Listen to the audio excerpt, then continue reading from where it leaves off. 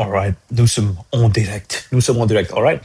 So it's very interesting. I was literally just writing about something, which is we created this book culture. We created this book culture. A lot of people were thinking that, okay, how do we trust people? How do we trust people? How do we keep things for people? How do we have a sense of abundance? We offer people things, but also make sure that when people take something, they bring it back. How do we make sure that when we put something out there, we trust that this society is high trust, they want to contribute, and everybody thinks about abundance, everybody is giving, and we create this culture where nobody has to be there, nobody has to be there tracking things and putting like a librarian putting things under what do we say, notes and all that stuff, but still we create a sense of trust over here.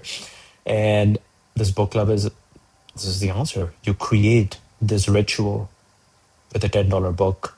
You create the sense of ownership with a $10 book. You create the sense of giving, the sense of abundance with a $10 book.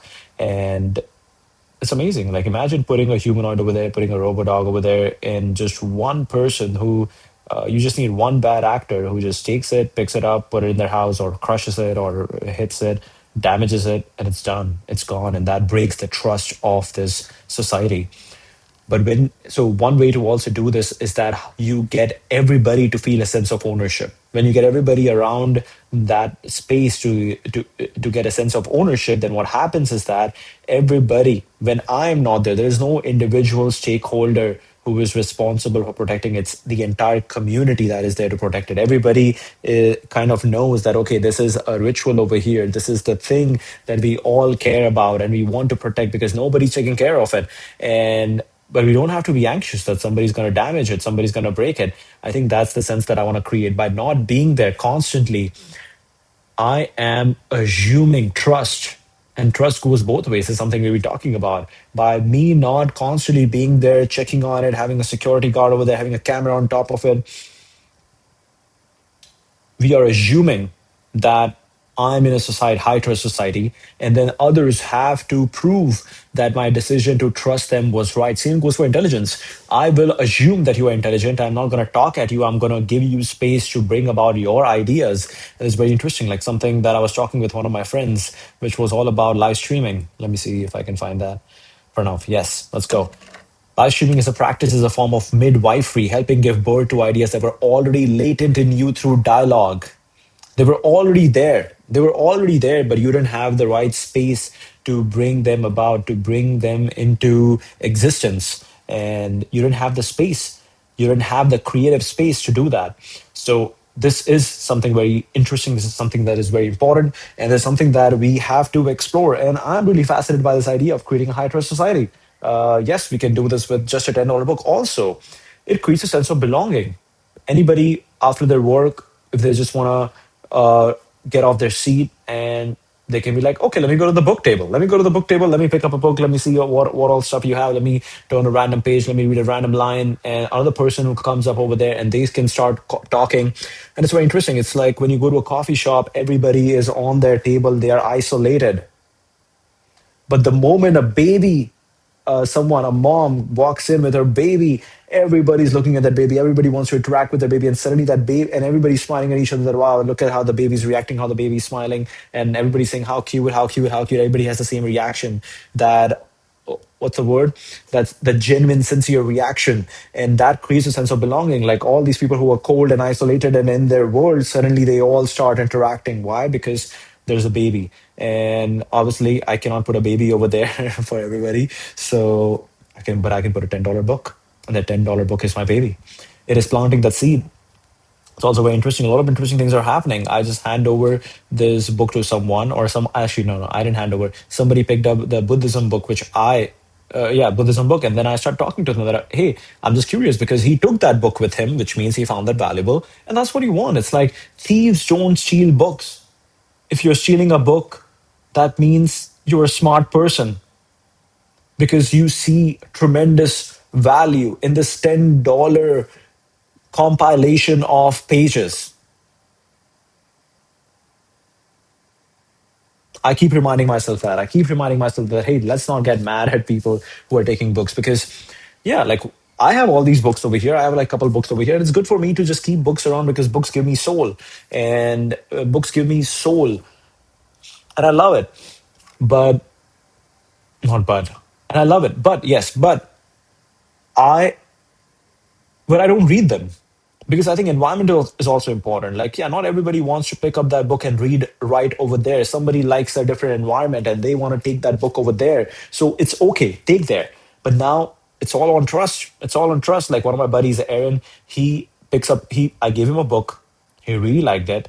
And then he's reading it in front of me. And I love it that I gave him a book and he's really engaged. I absolutely love that. I absolutely love that, that I gave someone a book and they really like it. They leave their work aside and they are reading it because they find value in it. And that gives me, and that like builds a relationship with them, right? Because now you were the reason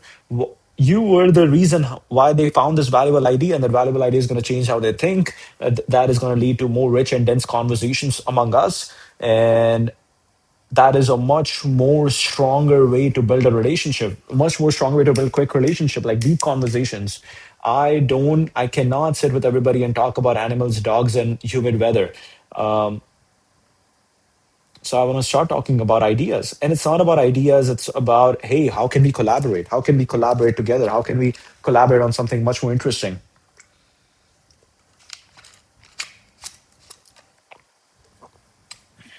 So that is incredible. What else? Yeah, in general, I love that we are, and this book club is set in the middle of the NS Cafe. People are coming together. Some people work from there every single day. I believe NS Cafe, when someone,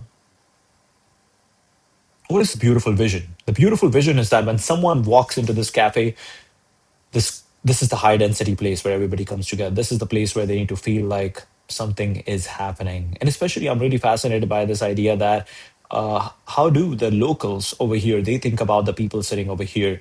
They do they feel, they might not understand what we are saying. They might not understand what we are thinking, what we are talking, what we are doing. But are they feeling that this is a different set of people? They are doing something different. They are growing. I see them growing. I see them taking action. I see them excited. And do they feel that energy? Because at the end of the day, they are human. I'm human. And are they feeling the energy? And I want them to feel that energy. I want them to feel that this set of people is different than the people that I come across at a different hotel. If I was working in a random different hotel where people are coming together, they're talking, eating, yeah, that's good. But these guys are building. These guys are excited about building something interesting. I think that's what's going to happen now, right? Like in the last 1 year, this team has done incredible work at building some sort of density, some sort of operational work. How do we focus on if you think of Maslow's hierarchy, very much focused on the basis, food and operations. How do we make sure people feel comfortable in these places? Does this even work that you put together all these people in in one hotel? What are the second order effects of that? What all stuff is happening over here? What all stuff people want? And if you believe that you have attracted high agency citizens, high agency residents, what have they went on to create? Like I believe that NS Cafe was built by the residents, like, hey, bring good coffee, start building smoothies. And I'm really happy that I wasn't there a year ago when this was like blank slate. I'm really happy that now that we are here, a lot of good stuff is happening. A lot of good stuff is happening, and the community is evolving. And now we can start attracting more and more people who will leave their place, wrap up their lives to come over here, to choose to live over here. It is a big decision, but now at least we have some sort of development going on.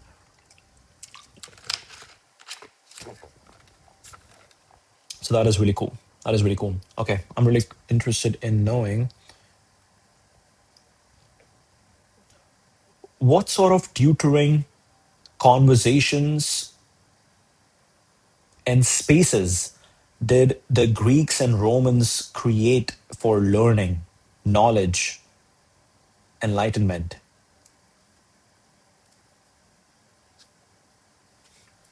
Did I miss anything from these quick notes that I was taking? Yes, $10 book is piques their curiosity. I can put a $10 book to pique your curiosity. We make it feel like the Roman bathhouse. Exactly. Like Socrates. Socrates was all about dialogic thinking. He was talking is a form of thinking. Same for me. Talking is a form of thinking. You don't otherwise if talking is actually you when you realize talking is a form of thinking, that is how it should work. Otherwise, what you're doing is on one side you're ingesting some sort of information from a podcast, from a book, from a YouTube video, and then on the other side, when you're talking to people, you are just spitting out that same information. You are spitting out formed, structured thoughts out to people. Ideally, you should be, as you are talking, you are creating ideas.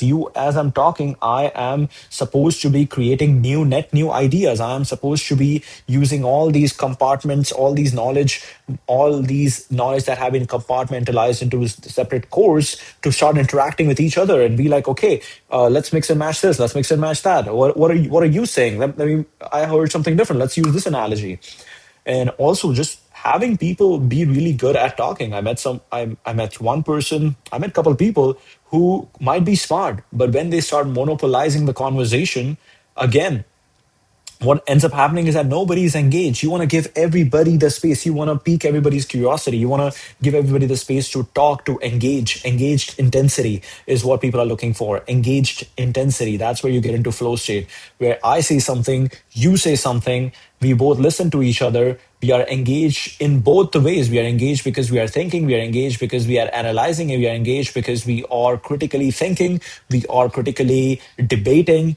We are sharing a beautiful idea, all that stuff. Like yesterday, I met one person who was every time we would say something, he would ask a really good question. He would ask a very dumb, really good question because he's like, I'm not bought into your woo-woo stuff. I really want to know. I don't think this is how things gonna work. World not only has good, but world also has evil. And I'm like, this is it. This is it. This is what we want. We want critical thinking. We want critical questions. You are engaged. This means you are actually listening to what we are saying.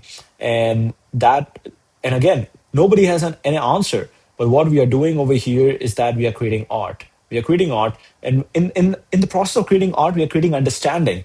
That I might not know that person, but just because of the fact that now we sat together for 1 hour, we had this conversation, we kind of aligned ourselves on certain things. Now, in future, I can trust this person, and there will be certain decisions that I can make. I can rely on this person, and there will be certain things which will happen faster just because now I know this person. So I think that is kind of the goal of talking conversations, because you're not trying to, in a conversation, what you're trying to do is build alignment, build trust.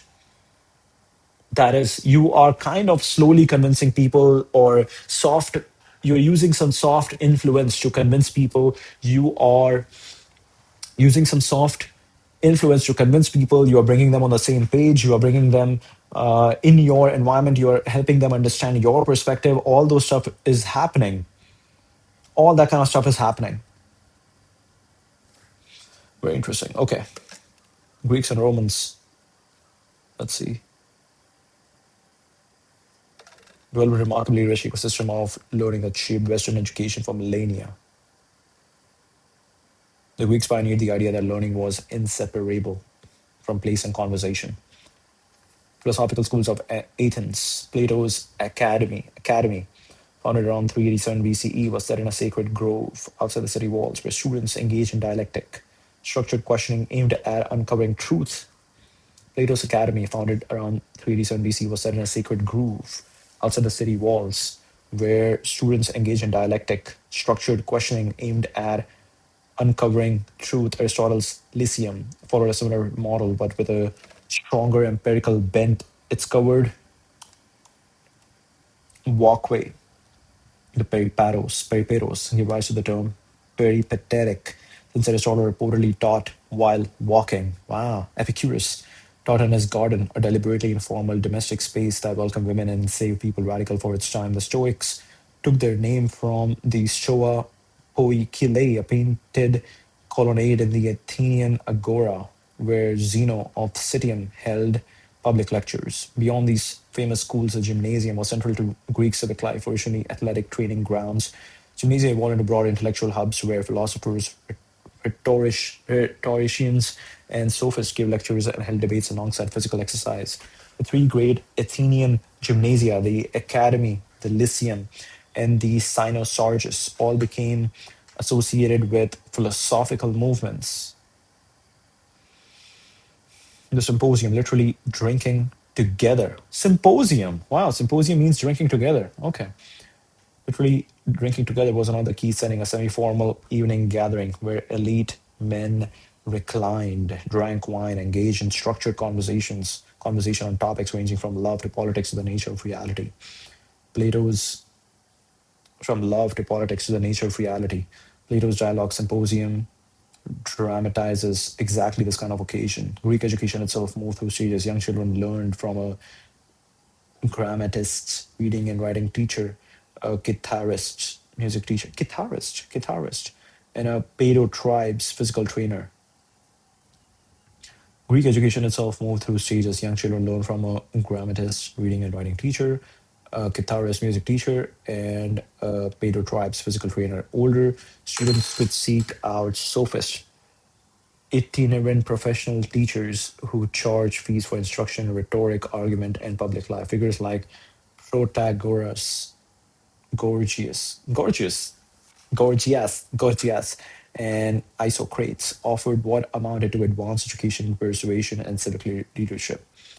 Roman adaptations. The Romans absorbed and adapted Greek models with a more practical civic orientation. Roman formal education followed a progression.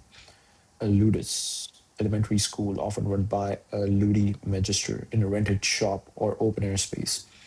Then a grammaticus for literature and language, and finally a rhetor for training in oratory and law. The skills essential for public life.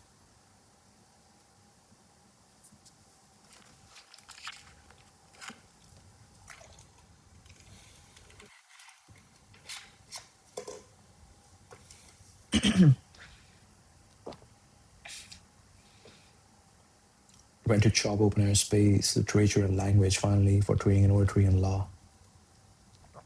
Wealthy Roman families often employed Greek pedagogy and slave tutors to educate their children at home, and many elite young men traveled to Athens, Rhodes, or other Greek centers to finish their education. Cicero, for example, studied philosophy in Athens and rhetoric in Rhodes. Romans also created important public spaces for intellectual life. Libraries became civic institutions. Julius Caesar planned Rome's first public library, and Augustus built two. By the imperial period, Rome had dozens. The Great Library of Celsus at Ephesus and Trajan's libraries in his forum are famous examples. These weren't just book repositories, they included reading rooms and spaces for lectures and recitation. The third May, public baths function as social intellectual gathering places, often housing libraries, gardens, lecture halls, and spaces for conversation. The baths of Caracalla and the baths of Diocletian were essentially massive cultural complexes. Let's go. It's public baths, it's libraries, intellectual life. Romans also practiced the recitatio, public reading, solitary and philosophical works held in private homes, libraries, or rented halls. And the tradition of the patron client relationship meant that intellectual life was often supported through networks of patronage, with wealthy Romans sponsoring poets, philosophers, and scholars. Shared principles across both cultures, a few threads stand out. Learning was deeply social and conversational. Learning was deeply social and conversational. The lecture, the debate, the dialogue, and the shared meal were all seen as vehicles for insight. Oh my God. Oh my God. This is exactly what's happening over here. This is exactly what's happening over here. The lecture, the debate, the dialogue, and the shared meal were all seen as vehicles for insight.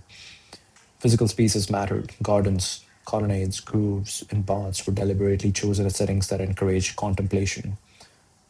And there was a persistent belief that education shaped not just the mind, but the whole person.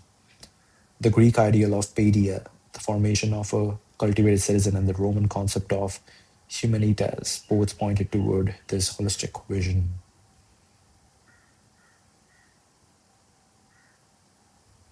Learning was deeply social and conversational.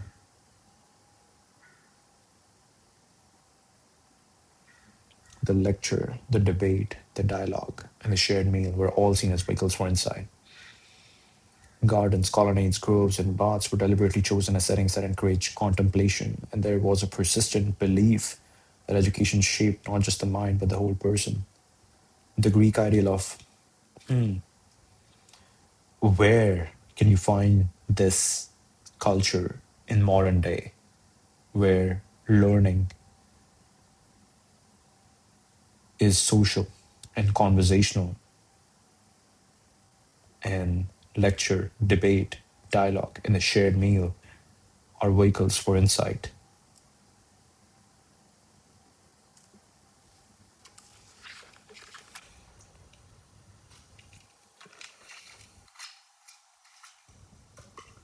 This is a wonderful question. Honest answer.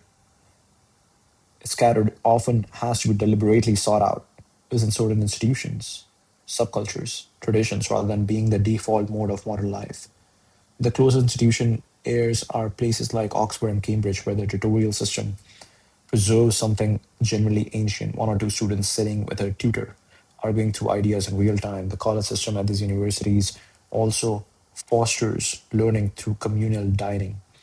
Formal hall and high table are structured occasions where students and scholars eat together, and conversation across disciplines is part of the design. Annapolis in Santa Fe runs this entire curriculum on the Great Books seminar model, where students sit around a table and work through primary text via Socratic dialogue, where tutors who guide rather than lecture. The University of Chicago and its core curriculum carries a similar spirit of intense discussion driven inquiry. The University of Chicago and its core curriculum carries a similar spirit of intense discussion driven inquiry. German universities preserve a faint echo of this through the Stammtisch tradition and the old seminar culture, where a professor and a small circle of advanced students would work through problems together. The word seminar itself comes from the Latin seminarium, a seedbed. Intellectual salons and dining traditions. The French salon tradition, which flourished from the 17th through 19th century, was a direct descendant of the symposium model. Hosted gatherings, usually in private homes, organized around ideas. This isn't entirely dead. In many cities, you can find modern supper clubs or salon dinners that consciously revive this. Gatherings like the Long Now Foundations, seminars in San Francisco, or various Jeffersonian dinner formats where a single topic is discussed by all guests at one table.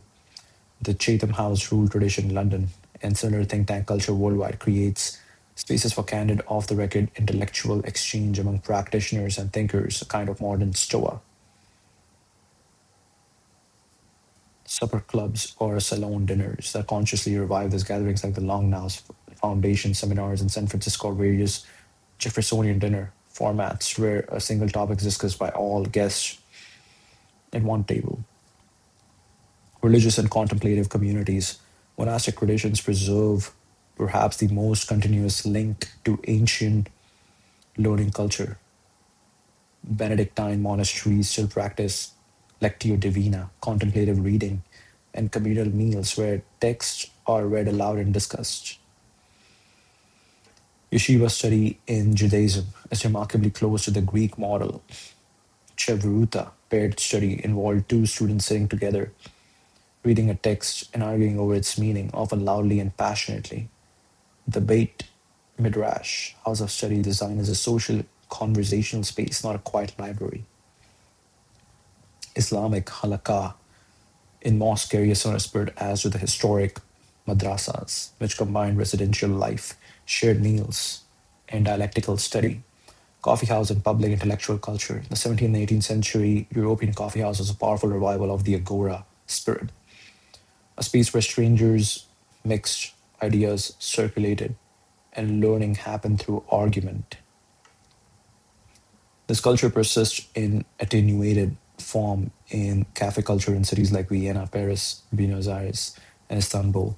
Some modern bookshops and cultural spaces try to recreate the spaces like Shakespeare and Company in Paris, Powell's in Portland, and the Strand in New York host reading, discussions, and serve as informal gathering points. The places where this culture is most conspicuously absent are ironically many modern universities where large lecture halls, screens, and assessment driven learning have replaced conversation. Corporate professional development, online courses, and most schooling systems have drifted far from the model. The default mode of modern knowledge transmission is passive, individual, and screen mediated. What it takes to find or build it. The pattern that emerges is that this kind of learning culture tends to require few ingredients, small group, shared physical space, some structure, commitment to showing up regularly. It resists scaling. It doesn't monetize well. It requires people who value the process as much as any outcome. The good news is that it's surprisingly easy to start a handful of people. This is really cool.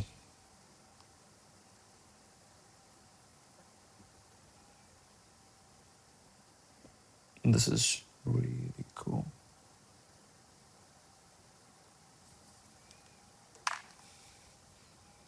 The good news is that it's surprisingly easy to start a handful of people recurring evening, a shared text. You're essentially recreating what Epicurus did in his garden. The format is ancient because it works. Give me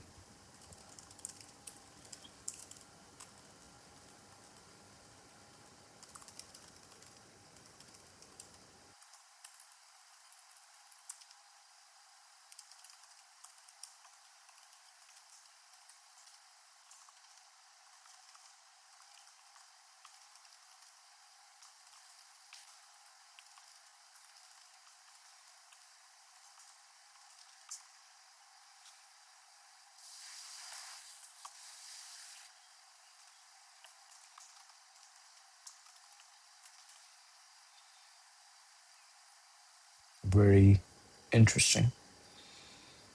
Very interesting. Give me a short description of my book club and network school that is inspired by the Roman and Greek tradition. To make this more specific, I don't think you'll find that.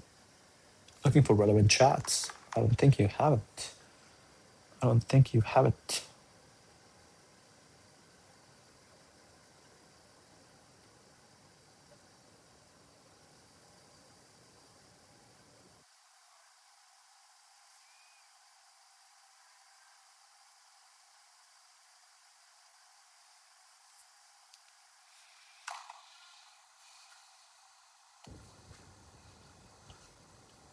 Mixing the tradition of the ancient Greek symposium and the Roman recitatio, where a shared text, a shared table, an honest conversation are the oldest and most powerful technologies for learning.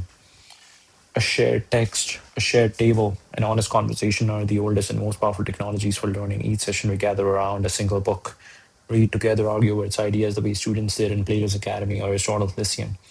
Not as passive listeners, but as active participants, sharpening each other's thinking. No lectures, no experts, just a text, a group of curious people, and the belief that knowledge comes alive between minds, not inside them.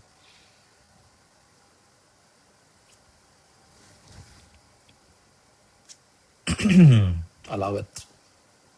I love it. We put it over here.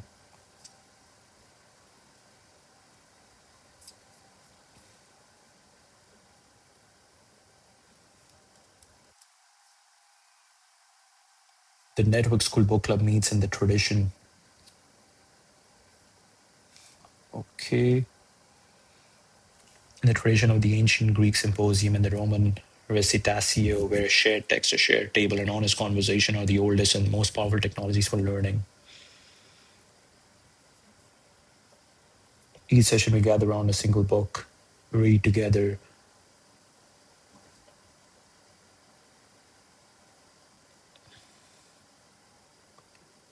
and argue over its ideas the way students did in Plato's Academy or Aristotle's Lyceum, not as passive listeners, but as active participants sharpening each other's thinking. No lectures, no experts, just a text, group of curious people in the belief that knowledge comes alive between minds and not inside them. Wow, wow. Want me to adjust the tone, length, or emphasis? For instance, I could lean more into network school specific ethos, a frontier building technological spirit, or keep it rooted. Yes, lean more into network. Okay, we can share this. Network schools ethos.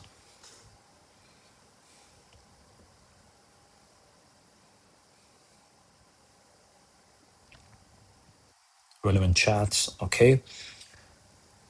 Modern symposium for builders, founders, and technologists inspired by the ancient Greek and Roman tradition where learning happened not in lecture halls but around shared tables and gardens and through vigorous debate among equals. Like Aristotle's Lyceum or Epicurus' garden, we believe the best ideas emerge between minds and not inside them. Each session we gather around a single text on technology, philosophy, science, economics, sovereignty, or the future and argue over its ideas with the same intensity we bring to building and shipping. No passive audiences, no credentialism, just a book, a meal, a room full of high agency people sharpening each other's thinking, and a school design around learning, earning, and burning is the oldest, is most powerful technology we know. Conversation. Oh my God. Oh my God. Absolutely. Absolutely love it. Oh my God. The Network School Book Club is a modern symposium for builders, founders, and technologists inspired by the ancient Greeks and Roman tradition, where learning happened not in lecture halls but around shared tables and gardens, and through vigorous debate among equals. This is so interesting because this is exactly what I was thinking. Like the first time when I saw all these talks, I'm like, this is not right. This is not right. Because what is happening is, this is not right because what is happening is that people are talking at me and I'm smart. This feels like waste of time when we are not engaged. You're not engaged, it feels like waste of time when we are listening to something. And these are not precious moments. Our food is taken care of. We can focus on whatever we want to do. We should be sitting together and building things rather than instead of that, we are kind of just listening again. And it's very passive. It doesn't feel right. Like Aristotle's Lyceum or Epicurus' garden, we believe the best ideas emerge between minds and not inside them. Each session, we gather around a single text on technology, philosophy, science, economics, sovereignty, or the future and argue over its ideas with the same intensity we bring to building and shipping. No passive audiences, no credentialism, just a book, a meal, and a room full of high agency people sharpening each other's thinking. At a school designed around learning, earning, and burning, this is the oldest and most powerful technology we know, conversation.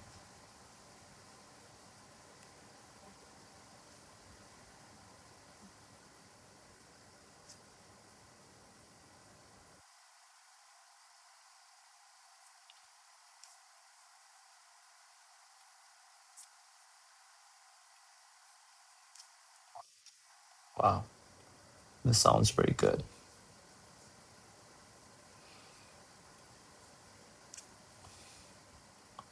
This sounds very good. Okay, cool. Want me to tweak anything further, shorter, punchier?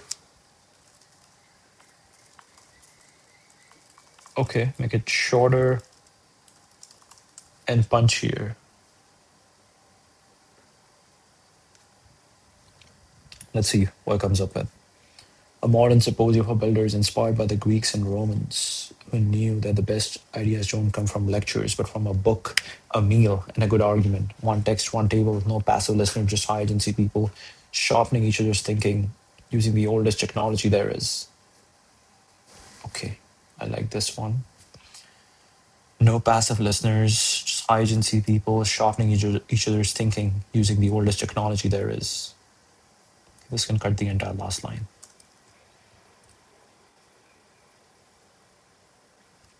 Just high agency people.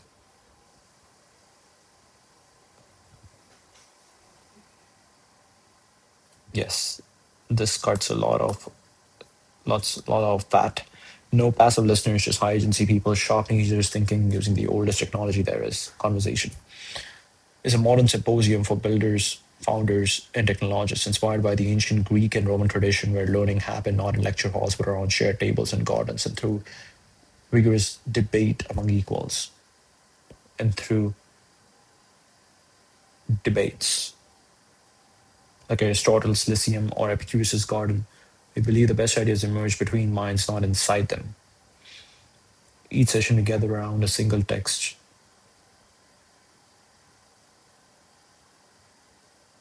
on technology, philosophy, science, economics, sovereignty, or the future and argue over its ideas with the same intensity we bring to building and shipping. Okay, okay, I like it.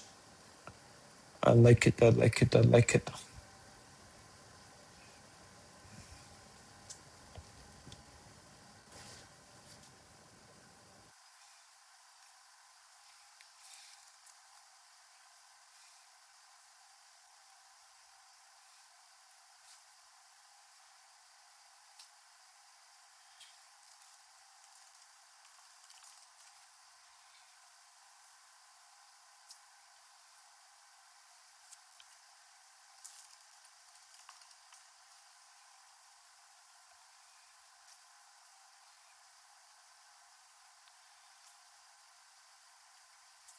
Okay, let's go. This makes sense. All right. Oh, oh, oh, oh, oh. Tell me more. Oh no. All right. I know. I know. Mr. Flow, let's go. Tell me more about Epicurus's garden. So Whisper Flow is now working pretty well with airports. So that is amazing. One of the most fascinating experiments in ancient learning, and it's probably the closest ancestor to what network school is doing. Epicurus bought a house with a garden not just outside the walls of Athens, and turned it into a living philosophical community. That choice of location was deliberate. The academy and the lyceum were prestigious public-facing institutions tied to the city's elite. The garden was private, domestic, and intentionally apart from the establishment. Epicurus was essentially saying we are building something different on our own terms. He made it radical. What made it radical was who was welcome. The garden admitted women, enslaved people, and foreigners, all excluded from mainstream Athenian intellectual life. The entry requirement wasn't status or wealth, but genuine curiosity and commitment to the community. Members lived together, ate together, and studied together.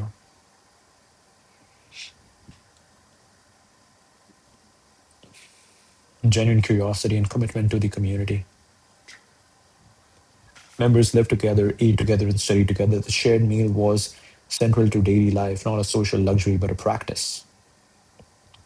Believed that eating with friends was as important as any philosophical argument. The philosophy itself matched the space.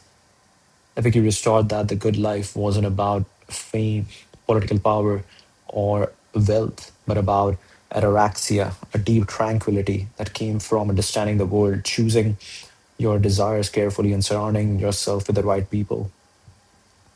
The philosophy itself matched the space. Epicurus taught that the good life wasn't about fame, political power, or wealth, but about ataraxia, a deep tranquility that came from understanding the world, choosing your desires carefully, and surrounding yourself with the right people. Friendship wasn't a nice to have, he considered it essential to human flourishing. It's very interesting. As I'm giving people books, what I am understanding, what I'm trying to quickly understand, what I quickly understand is that are you curious or not? Do you have genuine curiosity or not? If you have curiosity, you will pick up this book and you will start talking to me, and then you will be welcomed to the book club. And that is it. That's the only thing that matters, curiosity and commitment to the community.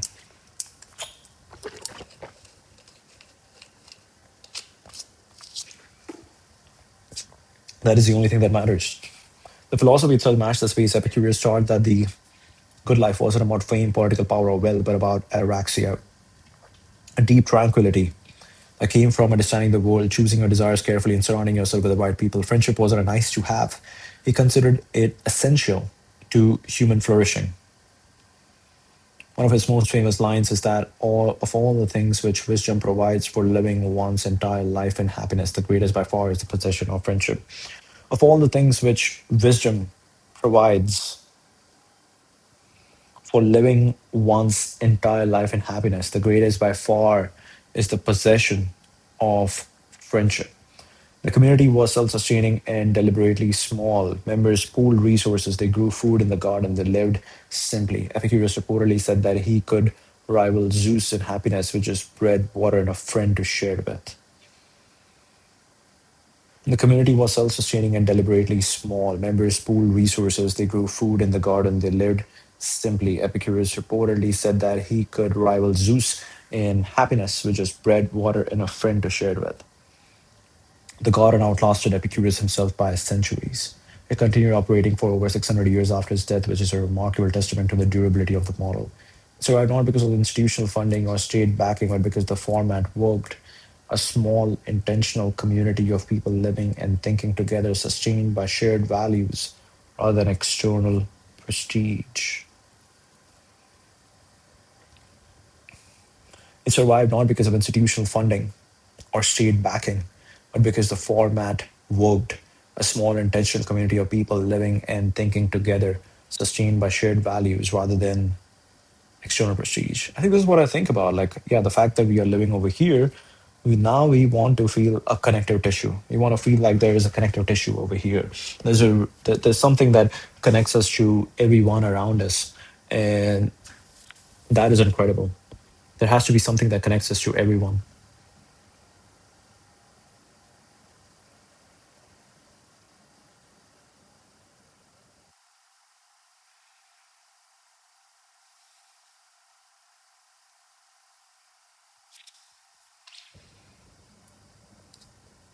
And it becomes easier when everybody, it becomes really easy when everybody feels a sense of belonging, when everybody feels that we're on the same team, and everybody feels that, yes, this place is different. We don't want to leave it. The community was self sustaining and deliberately small. Members pooled resources, they grew food in the garden.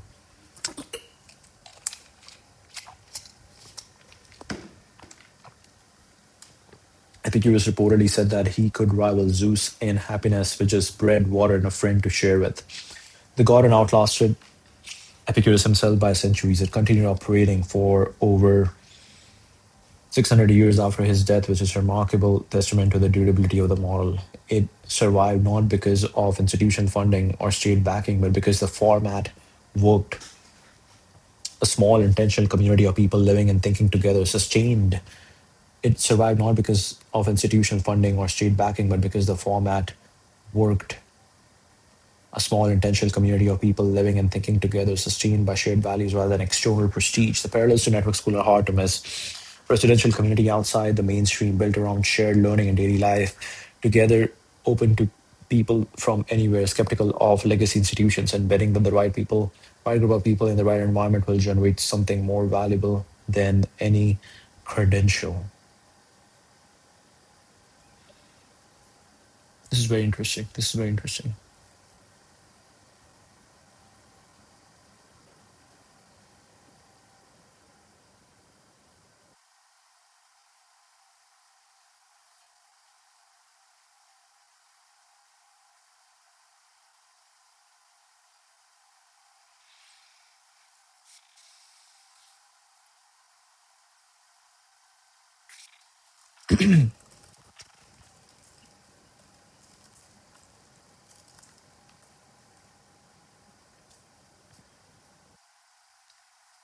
Epicurus taught that the good life wasn't about fame, political power, or wealth, but about ataraxia, deep tranquility that came from understanding the world, choosing your desires carefully, and surrounding yourself with the right people.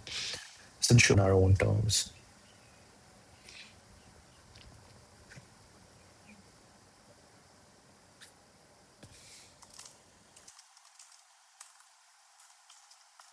Okay, let's see. Did they just talk, or did they build something together?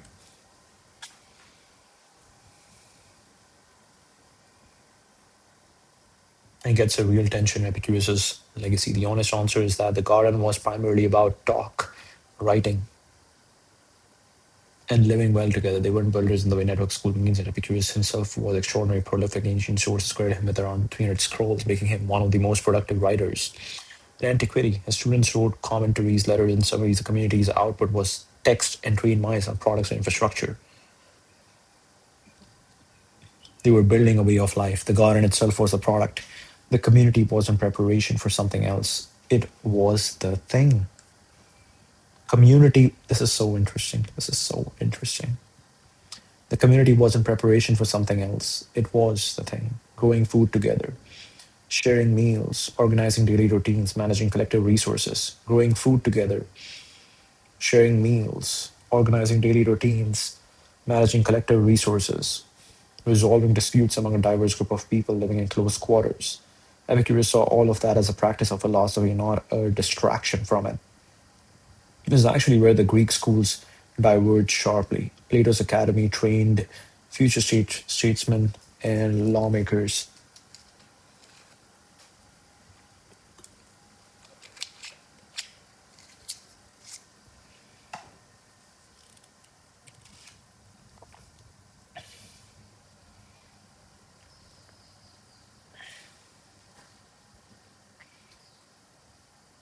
Resolving disputes among a diverse group of people living in close quarters. Epicurus saw all of that as a practice of philosophy, not a distraction from it. This is actually where the Greek schools diverged sharply. Plato's academy trained future statesmen and lawmakers. Its graduates went out and shaped constitutions.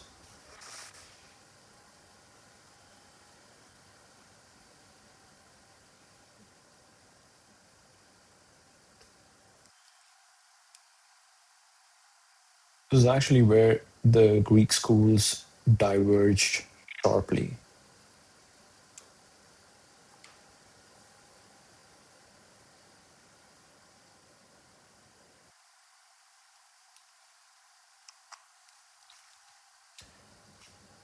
This is actually where the Greek schools diverged sharply. Plato's academy trained future statesmen and lawmakers. Its graduates went out and shaped constitutions.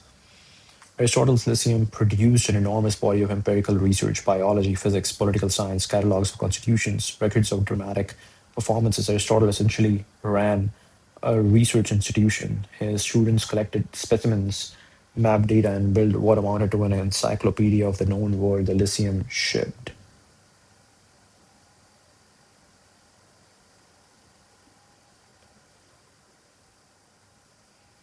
Enormous body of empirical research, biology, physics, political science, catalogs of constitutions, records of dramatic performances. Aristotle essentially ran a research institution. His students collected specimens, mapped data, and built what amounted to an encyclopedia of the known world the Lyceum shipped. The Stoics took yet another path. They went into public life directly. Stoicism produced Roman emperors, senators, and enslaved people who became influential teachers. Their philosophy was designed to be applied under pressure in real situations of power, loss, and crisis. Epicurus deliberately rejected all of that. His famous advice was Leth Biosas, live hidden. Don't seek political power, don't chase fame. Build a beautiful small life with your friends and let the world do what it will. The garden was a conscious withdrawal from the Athenian hustle. So if you are looking for the ancient school that most resembles a network school ethos of learned build, Aristotle's Lyceum is probably the better ancestor, a community of curious people living and working together who also produced tangible output that changed how people understood the world. The garden gives you the residential model and the radical openness. The Lyceum gives you the bias toward action. The interesting question for your book club might be, can you combine both Epicurus' intimacy and intentional living with Aristotle's drive to actually ship something into the world? Tell me more about how Aristotle's Lyceum was structured on Elysium. Lyceum.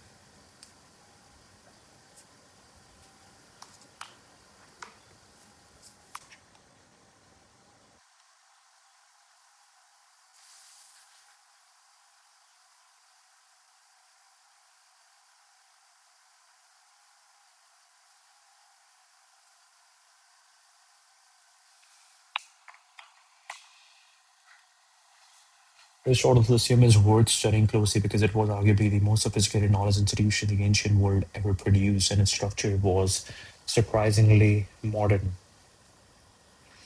The physical space, Aristotle founded the Lyceum in 335 BCE after returning to Athens from tutoring Alexander the Great. He didn't build from scratch. He set up in an existing public gymnasium east of Athens' wall, sacred to Apollo Lysias. The grounds included a covered walkway, the Peripatos, which gave his followers the name Peripatetics. That's a bad name. Open air gardens and a grove. Teaching happened in both settings, formal lectures and the covered walk Informal discussions while strolling the grounds. The space was public, which meant anyone could show up and listen, though the inner circle of committed students was smaller and more structured. Morning and evening sessions. One of the most interesting design choices, Aristotle split the day into two distinct modes. Mornings were reserved for advanced work, what the sources call achromatic or esoteric teaching. This was the inner circle, serious students working through difficult problems in logic, metaphysics, physics, and biology. The method was rigorous, technical, and assumed prior knowledge. Afternoons and evenings shifted to exoteric teaching, public lectures and discussions on rhetoric, ethics, and politics, open to a much wider audience. These were more accessible and more conversational. So the Lyceum operated almost like two institutions layered on top of each other, a research seminar in the morning and a public forum in the afternoon. This is a remarkably elegant structure that most modern institutions haven't improved upon.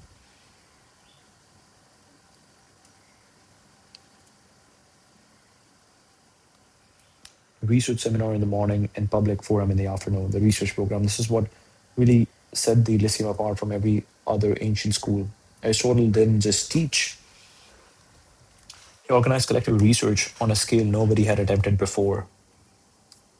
He organized collective research on a scale nobody had attempted before. He and his students systematically collected and cataloged knowledge across an enormous range of fields. They gathered the constitutions of 158 Greek city-states and analyzed their political structures. Only the constitution of Athens survives. But the project itself was essentially comparative political science. They cataloged the victors at the Pythian Games and compiled records of dramatic performances at Athenian festivals, creating what amounted to a cultural database. The biological work was especially extraordinary. Aristotle and his students dissected animals, observed marine life in the lagoons of Lesbos, collected reports from fishermen, hunters, and travelers, and biological book is especially extraordinary. Aristotle and his students dissected animals, observed marine life in the lagoons of Lesbos, collected reports from fishermen, hunters, and travelers, and produced detailed anatomical and behavioral descriptions of hundreds of species. His history of animals remained the most advanced work in biology for nearly 2,000 years. This was an armchair philosophy. It was fieldwork, specimen collection, and systematic observation coordinated across many people. The library. Aristotle built one of the first great private libraries in the ancient world. It made it central to the Lyceum's operation. Students read and discussed existing text as part of their training, and new research was written down and archived. This matters because it meant knowledge was accumulating rather than just being transmitted orally. The library later reportedly influenced the design of the Library of Alexandria. Demetrius of Phalerum, who helped establish Alexandria's library, was a student of Aristotle's successor, Theophrastus.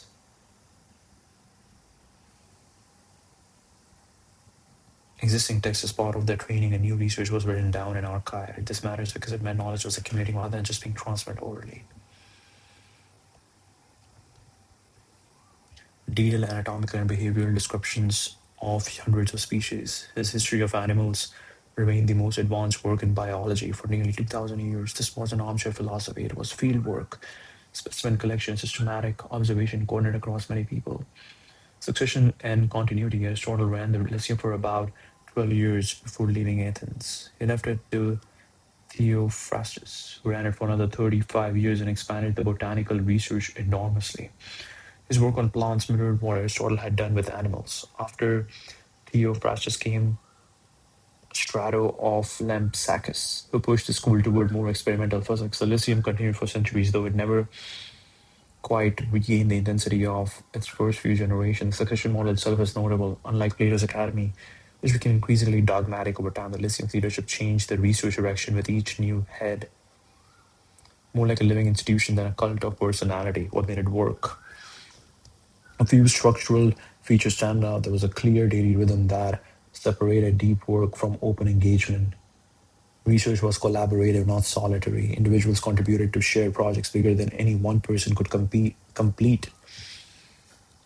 The physical space encouraged both formal and informal interaction, and there was a real output: text catalogs, specimens, and analysis that represented durable contributions to human knowledge. If you're thinking about what the Lyceum model offers, network schools, book clubs, specifically the key insight might be this: Aristotle treated reading and discussion not as ends in themselves, but as inputs to a larger project. You read, you argue, you walk, you think, and then you produce something. The book club becomes a research engine, not just a conversation circle.